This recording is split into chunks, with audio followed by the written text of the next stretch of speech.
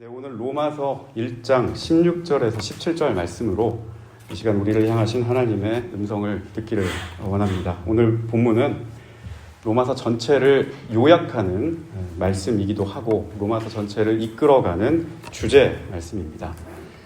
넓게 확장하면 로마서만 그렇게 이끌어가는 말씀이 아니라 어떻게 보면 우리 신앙 고백의 근간이 되는 말씀이기도 하고 성경 전체를 튼튼하게 지탱해주는 말씀이라고도 하겠습니다. 역사에 어려움이 있을 때마다 신앙에 힘든 순간이 고비가 올 때마다 그 순간을 이기도록 하고 기독교를 새롭게 만들어 주었던 성경이 로마서였습니다. 그만큼 우리 기독교 역사에서 로마서가 중요한 역할을 했던 성경입니다. 사도 바울이 이 땅에서 복음을 전할 때 특히 바울이 복음을 전했던 곳은 이방 땅이었습니다. 그가 이방 땅에서 복음을 전할 때 교회를 세우고 그 교회에서 성도들과 서로 교제를 하고 예배를 드리는 그 과정에서 항상 순탄한 일만 있었던 건 아니고요. 충돌이 있었고 갈등이 있었습니다. 근데 그 갈등과 충돌의 문제가 무엇이었냐? 바로 유대인 출신 그리스도인과 이방인 출신 그리스도인끼리 서로 교리적으로 그리고 문화적으로 갈등하는 부분이었어요. 본래 유대인이었다가 예수님을 믿게 된 사람들이 있었습니다. 이 사람들은 예수님을 나의 구주로 그리스도로 영접한 사람들이었지만 이 사람들의 문화적인 배경은 유대교였습니다. 그래서 유대의 전통과 구약의 전통을 다 지켜야 한다. 그런 관습도 우리가 교회 안에서 지켜야 한다고 주장하는 사람들이었어요. 이 사람들이 대표적으로 주장했던 게 할례였습니다. 그래서 이방인들도 교회 안에 예수를 믿으면 우리 전통에 따라서 할례를 받아야 된다라고 그렇게 이야기를 했습니다. 또 유월절이라든지 무슨 초막절이라든지 유대인들이 전통적으로 지켜왔던 여러 절기들도 그 관습도 지켜야 한다고 주장했어요. 그런데 유대인과 이 문화권이 달랐던 이방인 출신 중에 그리스도를 영접한 사람들, 특히 헬라인들은 이런 유대인들의 주장을 받아들이기 어려워했습니다. 이런 일 때문에 이방 땅에 세워진 교회 안에서 여러모로 갈등이 있었던 겁니다. 그리고 때로는 그 갈등이 굉장히 심각한 수준에 올라가기도 했습니다. 복음을 전파해서 그 복음으로 말미암아 우리가 구원을 받는다라고 하는 핵심이 빠져버리고 그 복음을 둘러싸고 있는 외피와 껍데기가 더 중요해진 겁니다. 그래서 그 알맹이가 빠져버린 상태를 보고 교회의 지도자였던 바울이 이 복음이 도대체 무엇이냐를 놓고 항상 기도하고 고민하다가 이 복음의 놀라운 비밀을 발견하게 됩니다. 그것이 우리의 구원이 어디에서부터 오는가? 우리가 구원받았다라고 하는 것은 과연 어디서부터 오는가? 이것을 발견하게 됩니다. 바로 행함이 아니라 믿음으로 말미암아 우리가 구원을 받는다라는 사실을 바울이 발견을 하게 되죠. 우리가 쌓은 공로와 우리가 하나님께 이만큼 드린 헌금과 우리가 하나님께 드린 이만한 헌신이 쌓이면 그걸로 하나님이 우리에게 보상을 해준다 이렇게 생각하는 방식이 아니라 십자가에 달리고 부활하신 그 예수 그리스도를 나 비록 죄인이고 가진 것 없고 하나님 앞에 볼품없는 사람이지만 그 십자가에 달린 예수 그리스도를 바라봄으로 인해서 그 믿음으로 말미암아 구원에 이르게 되고 의인으로 칭함을 받게 되고 하나님의 값없는 은혜를 누리고 살 수 있다는 그 믿음의 본질을 발견하게 된 겁니다. 죄인이지만 그 죄인이 아니라 의인이다라고 이렇게 칭함을 받는 사건을 신학적으로는 칭의라고 합니다. 의롭다 칭함을 받는다는 뜻입니다. 하나님께서 비록 우리가 죄 있는 죄인이지만 예수 그리스도의 그 십자가로 말미암아 그것을 믿고 바라보는 자에게 죄인이나 그러나 너를 죄인이라 부르지 않겠다라고 그 죄를 사해 주신 일입니다. 예수님의 그 십자가가 하나님께서 우리에게 주는 그 구원의 은혜의 통로라는 사실입니다. 이 십자가라는 은혜의 통로를 지나서 우리를 대신해서 돌아가신 그 속죄의 예수님을 믿음으로 붙들고 바라보는 이에게 주님께서는 심판 대신에 구원의 손길을 내미시고 불의 대신에 의로운 손길을 내미신다. 바로 이 사실을 바울이 로마서를 통해서 우리에게 가르치고 있는 겁니다. 초대교회가 힘들었을 때 이 믿음의 본질, 구원의 본질, 믿음으로 말미암아 우리가 구원을 받는다는 이 사실을 발견한 1500년이 흐른 뒤에 독일에서도 이 믿음으로 말미암아 구원받는다는 사실을 발견한 사람이 있었어요. 루터였습니다. 마틴 루터가 이 십자가에 계시된 하나님의 은혜가 무엇인지를 깊이 깨닫고 개혁의 깃발을 들었던 거죠. 죽어서 우리가 내세에 받을 구원을 위해서 지금 이 땅에서 공적을 쌓고 내 행위를 악한 행위에서 선한 행위로 바꾸려고 고행도 하고 여러 가지 자기 몸에 자해도 하고 이런 것들을 아무리 오래 지속해 본들 내 마음속에 하나님 앞에서 내가 죄인이라고 하는 죄책감과 죄의식이 사라지지 않는 겁니다. 아무리 노력을 해도 아무리 나에게 힘든 일을 내게 스스로에게 그렇게 가해도 그것이 사라지지가 않는 거예요. 근데 어느 날 로마서를 열심히 연구하고 읽다가 이 사실을 발견하게 됩니다. 믿음이란 내 공적으로 쌓아서 되는 것이 아니라 하나님께서 나에게 너가 구원 받았다라고 인쳐주셔야 비로소 그때 내가 구원을 받는 거구나. 그리스도의 십자가를 바라봄으로써 그 십자가에 달리신 주님께서 나의 모든 허물을 다 싸잡아서 그 십자가에 못 박고 거기에서 다 사해 주셨기 때문에 그것을 바라보는 자가 믿음으로 말미암아 구원을 받는 거구나. 이 사실을 루터가 발견하게 됩니다. 그래서 그리스도의 보혈로 살아가는 사람은, 그 은혜로 살아가는 사람은, 그 사랑으로 살아가는 사람은 그리스도 안에서 그분의 공로와 그분의 은혜로 살아가는 인생임을 고백하고 그제야 비로소 그 속에 있던 사라지지 않았던 죄책감이 말끔히 사라지고 죄의식으로부터 벗어나고 그 맑은 정신과 정화된 마음으로 교회 개혁의 깃발을 들 수 있었던 겁니다. 복음이란 예수님께서 우리를 구원하셨다라고 하는 복된 소식, 기쁜 소식입니다. 그 구원의 기쁜 소식이 우리를 죄로부터 해방하고, 죄라고 하니까 좀 여러분 크게 생각할 수 있는데 우리 속에 있는 여러 가지 불완전한 요소입니다. 불안, 염려, 근심, 고통, 이런 모든 것들로 점철되어 있는 죄의식, 여기에서 벗어나게 하는 겁니다. 온전치 못하고 연약해서 죄책에 사로잡혀서 불안해서 늘 갖은 시험에 쓰러지는 우리에게 그리스도의 십자가는 그것을 막아주고 해결해주는 방패요, 문제 해결책으로 그분의 은총으로 말미암아 우리가 하나님 안에, 하나님의 은혜 안에 거하게 되는 겁니다. 그분의 십자가를 바라봄으로 말미암아 그분의 은혜 안에 거하는 삶이 무슨 삶인지, 우리 삶 가운데 하나님과 더불어 하나님과 동행하는 삶이 무엇인지, 하나님 안에서 소망을 품는 것이 무엇인지를 비춰보는 신앙의 체험을 하게 되는 겁니다. 이런 내용을 담고 있는 성경이 바로 로마서입니다. 우리 믿음의 뼈대와 우리 믿음의 골조와 같은 그런 성경입니다. 로마서는 이처럼 우리가 믿음이 없어서 쓰러질 때마다, 믿음과 행함에 알맹이와 껍데기가 서로 바뀌어서 복음이 왜곡될 때마다 그런 편견들과 오류들을 수정하고 바꿔줄 수 있는 그런 말씀으로 기능했었습니다. 여전히 많은 사람들이 자신의 죄와 그리고 자신의 행위를 연결해서 생각하곤 합니다. 그래서 내가 죄를 지으면 벌을 받고 선을 행하면 구원을 받고 이렇게 나눠서 생각하는 경우가 많죠. 율법적인 생각이죠. 이분법적인 생각이죠. 또 신앙의 차원에서 보면 입체적으로 하나님을 바라보지 못하고 그냥 1차원적으로만 하나님을 바라보는 그런 신앙입니다. 그런 신앙에 여전히 머물러 있는 우리에게 오늘 성경은 말하기를 그리스도께서 그럼에도 불구하고 너희의 모든 허물을 짊어지고 저 십자가에 오르셨노라. 비록 너희가 죄인이어도 그리스도의 십자가의 능력을 부끄러워하지 않는 자, 그리고 그 부활의 소망을 품고 살아가는 자, 그런 자에게 내가 의로운 자요, 나의 자녀요, 나의 백성이요 라고 그렇게 칭해 주겠노라 라고 말씀하십니다. 구원이란 내 능력에 따른 보상이 아니고 내 공로에 따른 대가가 아닙니다. 구원은 전적으로 하나님의 몫입니다. 하나님께서 구원하시고 하나님께서 우리의 문제를 풀어주십니다.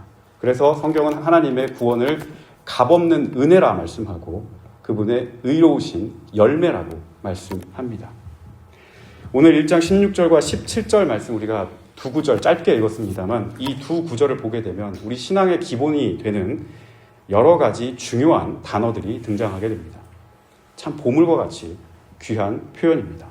복음, 믿는 자, 구원, 하나님의 능력, 하나님의 의, 나타남, 이 말이 계십니다. 나타남, 믿음, 의인. 매우 중요한 표현이 이 짧은 두 구절에 다 포함이 되어 있습니다. 오늘 특별히 저는 여러분께 복음, 그리고 믿음, 하나님의 의, 이 세 가지 표현을 여러분께 강조하고자 합니다. 성도 여러분, 복음이란 무엇입니까? 성경이 말하는 복음은 무엇입니까? 특별히 오늘 로마서 1장에서 말씀하는 복음은 무엇인가요? 복음이란 하나님의 나라, 즉 하나님의 권세, 하나님의 권능이 이 땅 가운데 임했다는 소식입니다. 더 좁히면 우리 삶 각자에 하나님의 권능이 임했다는 소식입니다. 예수님께서 우리의 구원자가 되시고 구원자 되신 그분을 바라보고 믿고 따르는 그 사람이 죄와 사망의 세계에서, 죄와 사망의 범위에서 벗어났다는 소식입니다. 이 소식이 바로 복음입니다. 예수 그리스도를 영접한 자, 믿음으로 복음을 받아들인 자에게는 언제 어디서나 하나님께서 함께 하시고 하나님께서 그 앞날을 인도해 주시고 그리고 그 복음으로 말미암아 살아난 자는 하나님의 권능 가운데 내 힘으로 사는 것이 아니라 하나님의 권능으로 사는 사람입니다. 오늘 16절 말씀을 보게 되면 바울이 내가 복음을 부끄러워하지 않는다라고 이렇게 시작합니다. 내가 복음을 부끄러워하지 않는다. 왜 복음을 부끄러워하지 않는다 이 말로 시작을 했을까? 당시 사람들은 로마서에도 그렇고 고린도 전서에도 그렇고 당시 사람들은 일반 사람들의 상식에 십자가는 부끄럽고 그리고 수치스럽고 어리석은 그런 일이었습니다. 우리가 신앙의 눈을 가지고 믿음의 눈을 가지고 십자가를 바라보니까 거기에 하나님의 무한한 사랑이 보이고 예수 그리스도의 대속의 죽음이 거기에 그것을 볼 수 있지만 그냥 믿음의 눈 없이 그냥 일반적인 눈으로 십자가를 본다. 그러면 십자가는 그냥 죄인을 처형하는 사형 도구입니다. 그것도 극형에 처해야 하는 사람을 심판하는 그런 방법이었습니다. 십자가에 사람을 매달아 놓고 일주일 동안 물도 주지 않고 그냥 말려서 죽입니다. 그럼 탈진해서 사람이 죽게 되죠. 그 방법이 너무 잔인하고 혹독했습니다. 그래서 로마 제국 내부에서는 우리 로마가 문명국가인데 저런 야만스러운 짓을 해도 되겠느냐, 십자가 처형은 이제 없애자, 이런 얘기까지도 당시에 있었다고 합니다. 사람들이 보통 상식에 십자가는 이렇게 사람을 죽이는, 처형하는 방법이었고 그래서 굉장히 부끄럽고 수치스럽고 말하기 민망한 그런 일이었습니다.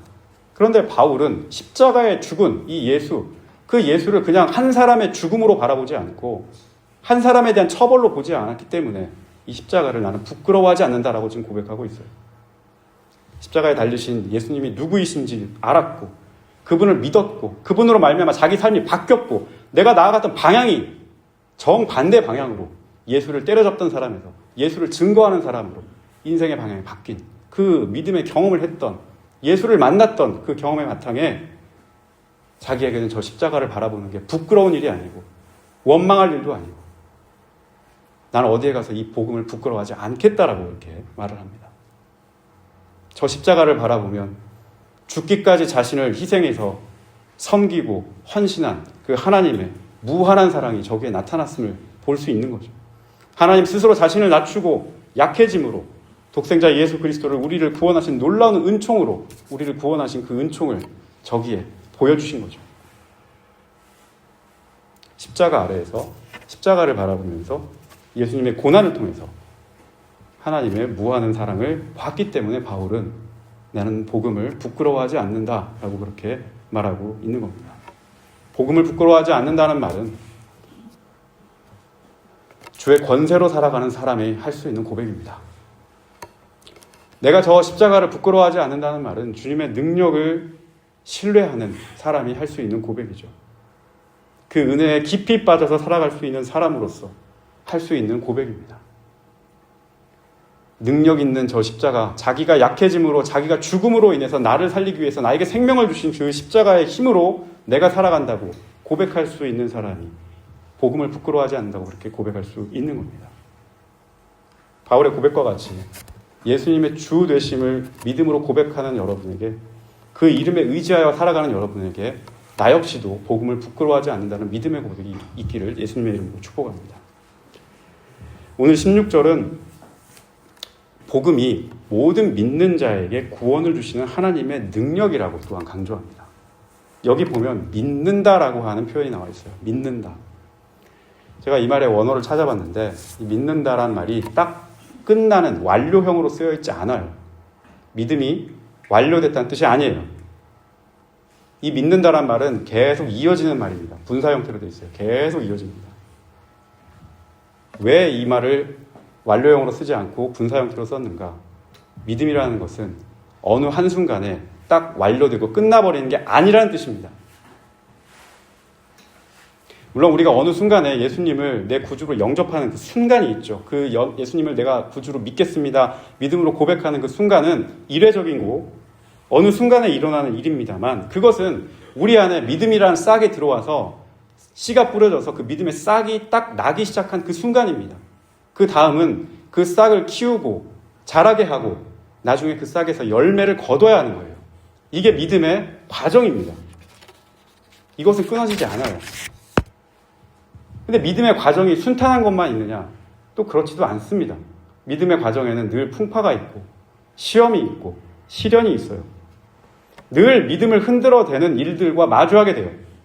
때로는 질병으로, 때로는 내가 하고 있는 일 때문에, 때로는 사람과 사람 사이의 관계 때문에, 때로는 돈 때문에, 생활의 조건 때문에, 심리적이고 육체적이고 경제적인 모든 그런 것 때문에 믿음의 시험을 당할 때가 있습니다. 그래서 오늘 믿는 자라고 하는 이 표현에는 완료가 된 게 아니고 끊임없이 이어지는 과정으로 표현하고 있어요. 믿음이 완성된 것이 아니라, 지금 여기서 딱 끝나버린 것이 아니라 주님께로 가는 그 온전함을 향해서 나아가는 진행형이라는 말씀입니다. 예수님께서 우리의 주님 되심을 우리가 진실로 고백하고 날마다 고백하고 때마다 고백하고 어떤 상황에서도 주님과 함께 하겠다는 그 믿음의 고백을 우리가 믿음의 사람으로 하나님께서 인쳐주실 때까지 계속 갈고 다듬어야 하는 그 길이 바로 믿음입니다. 믿음의 길을 걸어가려고 하는 분들에게는 항상 그런 시험이 뒤따를 겁니다. 순종해야 하는 시험, 그리고 믿음으로 감당할 수 있느냐 없느냐에 대한 그런 시험들이 계속 이어질 겁니다. 그런 과정에서 우리 믿음이 더 성숙해져 가고, 그런 과정에서 우리가 지금까지는 믿음 따로 행함 따로 분리해서 살았던 삶도 반성하게 되고 회개하게 되고, 말과 행실을 분리해서 사는 것이 아니라 그것이 얼마나 일치되어 살아가는 것이 우리 신앙생활에서 중요한 일인지, 얼마나 그런 사람들을 우리 주님께서 간절히 찾고 계신지를 알게 되고, 또 때로는 믿음의 시험을 통해서 우리 주님의 마음을 배우게 되고, 그 믿음의 시험을 통해서 일깨워주는 주님의 마음을 통해 하나님이 나를 얼마나 사랑하고 계시는가를 배우게 되고 알게 되고, 그렇게 믿음의 장성한 분량에 이르게 되는 거죠. 믿음의 장성한 분량에 이르게 된 사람들을 성경에서는 이렇게 표현했어요. 세상이 감당할 수 없는 사람이라고 이렇게 표현했어요. 히브리서 11장에 보면 이런 믿음을 가지고 있는 사람들은 세상이 쉽게 감당할 수 없다고 이렇게 얘기했습니다. 세상의 질서와 세상의 명령과 유행과 시대 정신과 여러 가지 이름으로 세상은 우리에게 이렇게 해라 저렇게 해라 그렇게 얘기를 하지만, 믿음으로 서 있는 사람, 믿음 가운데 그 경주를 게을리하지 않는 사람은 예수를 기준으로 내 삶의 좌표로 삼고 살아가는 사람이기 때문에 그러한 소리에 쉽게 넘어지지 않고 줏대 있게 주인처럼 주관 있게 그렇게 살 수 있는 겁니다. 왜 우리가 그렇게 주관 있게 살 수 있습니까? 우리의 기준이 세상에 있지 않고 우리의 기준이 주님께 있기 때문이죠. 내가 기준을 삼고 살아가는 것이 아니라 나를 통해 일하시는 하나님을 내 삶의 기준으로 두고 삼기 때문에, 내 마음과 의지로 다 채워서 하려고 하는 것이 아니라 내 걸 비우고 나를 채우시는 성령의 능력으로 살아가는 사람이기 때문에 세상의 소리에 쉽게 넘어지지 않는 사람이 되는 겁니다. 이런 사람은 물질에 그리고 자리에 그 유혹에 쉽게 넘어지지 않는 사람입니다. 넓고 좋아 보이지만 불의한 길을 가지 않고, 좁고 나에게 힘든 일이 있고 고난이 있더라도 의의 길을 선택하는 그런 사람입니다.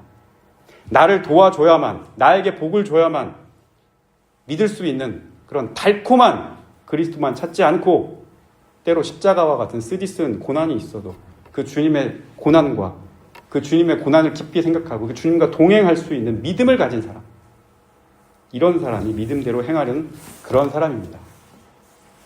이런 사람을 성경이 세상이 감당할 수 없는 사람이라고 그렇게 말씀했습니다. 그래서 저는 여러분에게도 간절히 바랍니다. 우리 모두가 비록 부족하지만, 저도 마찬가지고 부족하지만, 이런 성경에서 말하는 믿음의 사람으로 세상이 감당할 수 없는 사람, 세상의 기준대로 이리 흔들리고 저리 흔들리지 않는 사람, 내 삶의 기준을 주님으로 두고 사는 사람, 주님의 음성에 귀 기울일 수 있는 사람, 성령의 능력으로 살아가는 사람, 그런 사람으로 모두 다 주님 앞에 설 수 있기를 예수님의 이름으로 축복합니다. 마지막으로 오늘 17절은 복음에는 하나님의 의가 나타난다고 말씀합니다. 복음에는 하나님의 의가 나타난다. 우리 예수님을 나의 구주요, 나의 구원자로 고백하는 믿음의 사람에게는 하나님의 의로움이 역사한다는 말씀이죠. 하나님의 의라고 하니까 여러분 좀 어렵게 느낄 수도 있는데, 이거 다른 말로 바꾸면 성경에서 의롭다라고 하는 말은 하나님과 나 사이의 관계를 나타내요. 하나님과 나 사이의 관계는 어떤 관계입니까? 깨어진 관계입니까? 아니면 단단하게 연결된 관계입니까? 불신의 관계입니까? 아니면 신실한 믿음의 관계입니까? 하나님의 의란 하나님과 나 사이의 관계, 신실함을 나타냅니다. 우리가 주님께 신실한 믿음으로, 변함없는 믿음으로 나아가야 하듯이 하나님께서도 우리를 신실하게 붙잡아 주신다는, 그 양쪽에 다 걸려있는 말입니다. 그것이 하나님의 의라는 표현이에요. 나도 하나님을 믿음으로 붙잡고 하나님도 나를 믿음으로 신실하게 붙들어주는 이 관계, 상호적인 관계입니다. 내가 하나님을 믿음으로 붙잡고 나아갈 때 하나님께서는 그 은혜를 우리에게 내려주셔서 나를 붙잡아주고 감싸주고 도와주신다는 말씀이죠. 우리가 주의 신실하심과 그분의 의로우심을 믿고 나아갈 때 이런 것들이 흔들리지 않지만, 때로 그것을 불신하고 의심하고 회의할 때 우리의 믿음의 눈이 비틀어지고 왜곡됩니다. 그럴 때 우리가 주님의 은혜를 바로 보지 못하고 삐딱하게 바라보기 시작하죠.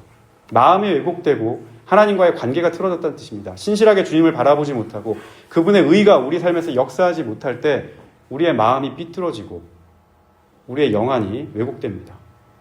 불신이 싹트고 의심이 싹트기 시작하죠. 그래서 그 불신과 의심의 싹이 가라지처럼 자라서 하나님을 원망하는 마음으로 자라게 됩니다. 그래서 불신과 의심은 언제나 우리와 주님과의 관계를 깨뜨리려 하는 시험입니다. 하나님에 대한 신뢰가 사라졌을 때 이런 일들이 발생합니다. 믿음이라는 아름다운 그릇을 자꾸 깨뜨리려고 하는 돌처럼 날아들어 오는 거죠. 불신과 의심과 원망은 주님을 향한 우리의 믿음을 죽게 만들고, 주님에 대한 믿음이 죽은 사람은 그 삶의 기준이 사라지기 때문에 갈팡질팡하고 판단을 제대로 하지 못하게 되죠. 주님의 응답과 역사를 기다릴 수 있는 인내심도 사라지게 되고, 무엇이 주님의 뜻인지 아닌지를 분별할 수 있는 영적인 눈도 사라지게 됩니다. 조급해지고 결국에 무너지게 되는 그런 일들을 보게 됩니다. 그러나 하나님께서는 그분이 만드신 자녀들이 이렇게 무너지는 것을 원치 않으시죠. 하나님께서는 우리에게 사망을 선포하지 않으시고 생명을 선포하셨기 때문입니다. 무너져 있는 사람에게도 언제나 일어나라고 말씀하시는 분이 바로 주님의 음성입니다.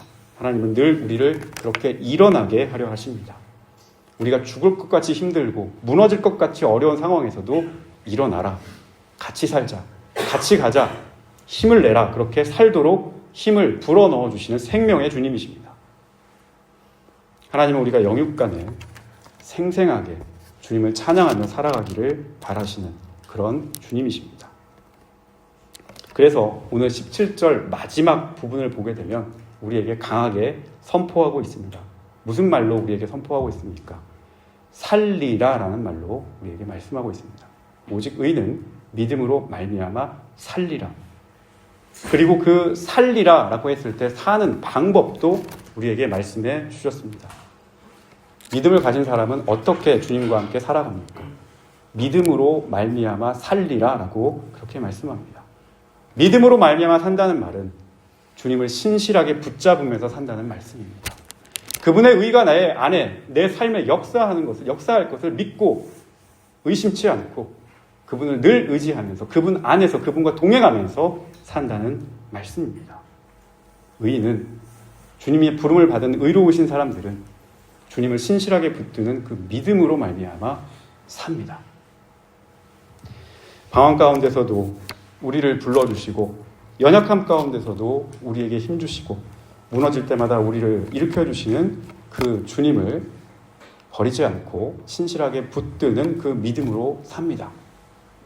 그리고 하나님께서도 그 믿음에 준하여 그 믿음을 바라보시고 우리를 신실하게 붙들어 주시니 그 믿음으로 삽니다. 사랑하는 우리 성도 여러분, 하나님께서는 이 자리에 우리를 불러주시고 우리를 이 자리에 그냥 허투루 불러주신 게 아니고 우리 한 사람 한 사람에게 예수님을 구주로 고백하라는 그 믿음을 심어 주셨습니다. 그리고 우리를 태초부터 계획하셔서 하나님의 자녀로, 구원의 자녀로 삼아 주셨습니다. 우리의 허물과 연약함을 다 그분께서 짊어지시고 십자가에 돌아가시고 우리의 모든 죄를 그 십자가에서 다 사해 주시고 우리를 의인이라 그렇게 칭해 주셨습니다. 때로 믿음이 연약해지지 않도록, 때로 믿음이 연약해질 때마다 적절한 시험을 우리에게 주셔서 또 적절한 시련도 주셔서 우리의 믿음을 성장시켜 주셨습니다. 이 시간 저는 말씀을 통해서 여러분에게 다시 한번 강조하고 싶습니다.